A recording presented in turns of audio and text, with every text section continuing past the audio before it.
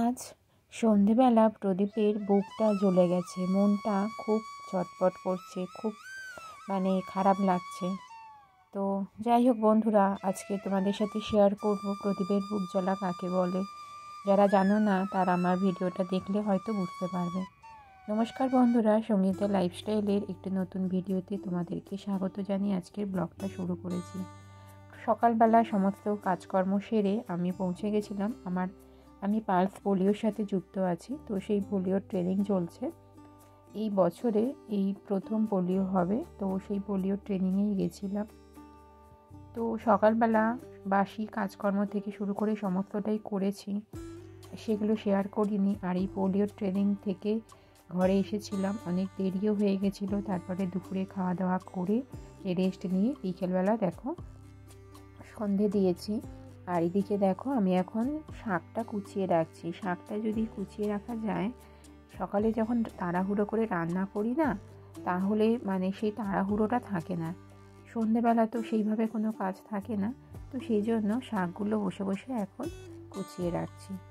আর এদিকে দেখো জামা কাপড় কিছু কাচা ধোয়া করেছিলাম, তো সেই জামা কাপড়গুলো আমি এখন পাট করে নিচ্ছি। বন্ধুরা, যারা আমার চ্যানেলে নতুন ভিজিট করেছো, তোমাদের কাছে অনুরোধ করব আমার চ্যানেলটাকে সাবস্ক্রাইব করে পাশে থাকা অল নোটিফিকেশান অন করে দিও। আমি ব্লগ ভিডিও, যে কোনো রকম তথ্য বা রেসিপি, সব রকমের ভিডিও আমি এর মধ্যে দিয়ে থাকি। বেল আইকনটা প্রেস করে রাখলে আমার সাথে তোমরা যুক্ত হতে পারবে। তো বন্ধুরা, যেটা বলছিলাম, সন্ধেবেলা আমি তো সন্ধে দিয়ে আমি এই কাজগুলো করছিলাম। আর তারপরে আমার নাকে গন্ধ আসে, যে কিছু একটা পোড়া গন্ধ। তারপরে আমি ফিরে দেখি আমার সন্ধ্যার প্রদীপটা জ্বলে গেছে। বুক, আমরা যেটাকে প্রদীপের সলতে যেটা জ্বলে যায়, সেটাকেই বলা হয় বুক জ্বলে যাওয়া। আমি শুনেছি প্রদীপের বুক জ্বলা মানে সংসার জ্বলা, এরম সবাই বলে। তো বড়রা বলে, এটা বড়দের থেকে শোনা বন্ধুরা। তো সেই জন্যই আমি তোমাদেরকে অবশ্যই দেখাবো। তো চলো জামা কাপড়টা পাট করে নিয়ে তারপর তোমাদের সাথে শেয়ার করছি।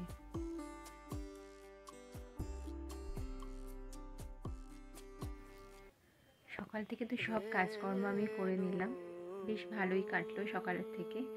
কিন্তু এখন সন্ধে দিয়েছি, আর সন্ধে প্রদীপটা না জ্বলে গেছে। ঠিক আছে, আমি টিভি দেখছিলাম, আর কখন জ্বলে গেছে সন্ধে প্রদীপটা আমি খেয়াল করিনি। কিন্তু সন্ধে প্রদীপের বুক জ্বলা কিন্তু খুবই খারাপ। তো মনটা খুব ছটফট করছে, ভালো না। সন্ধে হোক সকালের হোক প্রদীপের বুক জ্বলা কখনোই ভালো না। এটা তোমরা হয়তো ভালো করে জানবে, যারা আমার থেকে অনেক বড় বয়স জ্যেষ্ঠ আছো, আমার সিনিয়ররা। আমি তো অনেক ছোট, আমার অভিজ্ঞতা অনেকটাই কম। তো তোমাদেরকে দেখাচ্ছি, দেখো কীভাবে বুক জ্বলেছে, আমি জানতেও পারিনি। যাই হোক, দেখো দেখাচ্ছি। এই দেখো সন্ধে দিয়েছি, সবই জ্বলেছে। আর এই প্রদীপটা কখন বুক জ্বলে গেছে আমি জানতেও পারিনি, জানো। একদম পুরো সলতেটা একদম পুড়ে গেছে। আর দেখো প্রদীপের অবস্থাটা তোমরা দেখে নিশ্চয়ই বুঝতেও পারছো। এটা কিন্তু সত্যি খুবই খারাপ। এরকমটা হওয়া কিন্তু সত্যি ভালো না, জানো তো। যাই হোক, কী করবো বলো, হয়ে গেছে। তো বন্ধুরা, আর একটা জিনিস শেয়ার করছি। এই দেখো আমার বর তো সেই সরস্বতী পূজা করেছিল। সরস্বতী পূজা এখন তো সময়ের অভাবে আর করতে পারে না সেই মতো, আর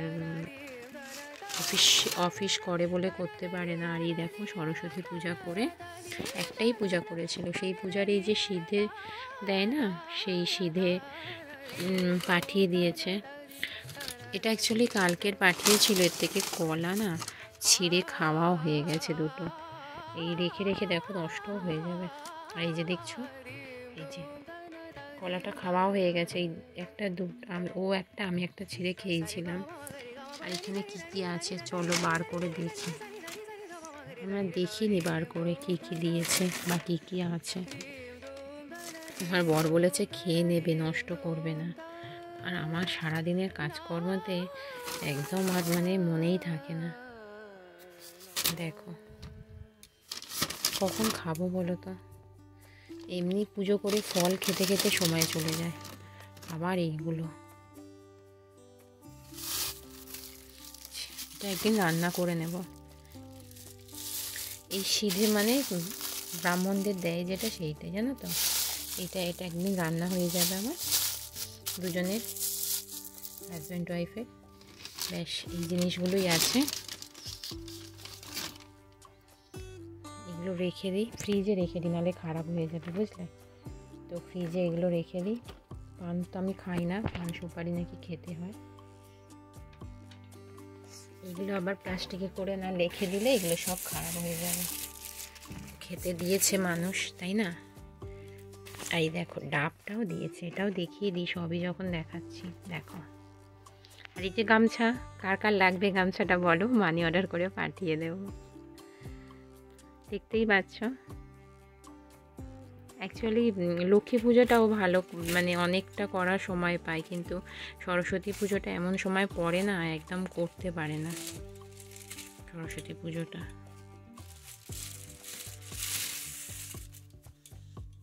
কখন খাবো জানি না,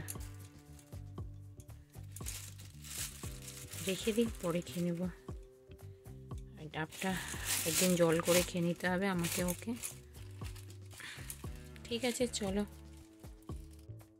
তো যাই হোক বন্ধুরা, সবটাই তো তোমাদের সাথে শেয়ার করলাম। তারপরে দেখো রাতের বেলা ঘুগনি বানিয়েছি আর বানিয়েছি রুটি। আর আজকের ঘুগনিটা একটু গার্নিশ করেই বেশ খাবো, বেশ শসা পেঁয়াজ এসব দিয়েই খাবো। আর তোমাদেরকে অবশ্যই এটা আমি পরের ভিডিওতে শেয়ার করে দেব, ঘুগনিটা আমি কিভাবে গার্নিশ করেছিলাম, একদম দোকানের মতো ঘুগনি কিভাবে বানিয়েছিলাম। ঘুগনিটা গার্নিশ করা দেখাবো, তারপরে অন্যদিন ঘুগনির রেসিপিটা শেয়ার করব। আমার চ্যানেলে এমনিও ঘুগনির রেসিপি আছে, তোমরা দেখে নেবে।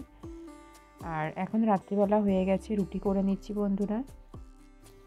আমি কিন্তু মানে তোমরা হয়তো দেখছো রুটিটা সাদা হয়ে আছে, অ্যাকচুয়ালি আমি আটার রুটি খাই। অ্যাকচুয়ালি দোকান থেকে আটা কিনলে না আটাটা সাদা হয়। তো এখন তো সেভাবে আমাদের এদিকে গম দেয় না রেশন দোকানে, আমাদের কিনেই খেতে হয় আটা, আর দোকানের আটাটা সাদা হয়। আর এখন মানে আটা খেলে শরীর মানে খুব ভালো থাকে, কিন্তু ময়দা শরীরের পক্ষে ভালো না।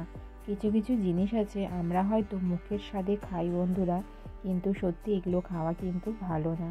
যাই হোক, রুটি তো হয়ে গেছে, এবার আমরা খাওয়া দাওয়া করে নেব বন্ধুরা। আজকের মতো ভিডিওটা এখানেই শেষ করছি। তোমরা ভালো থেকো, সুস্থ থেকো, টাটা।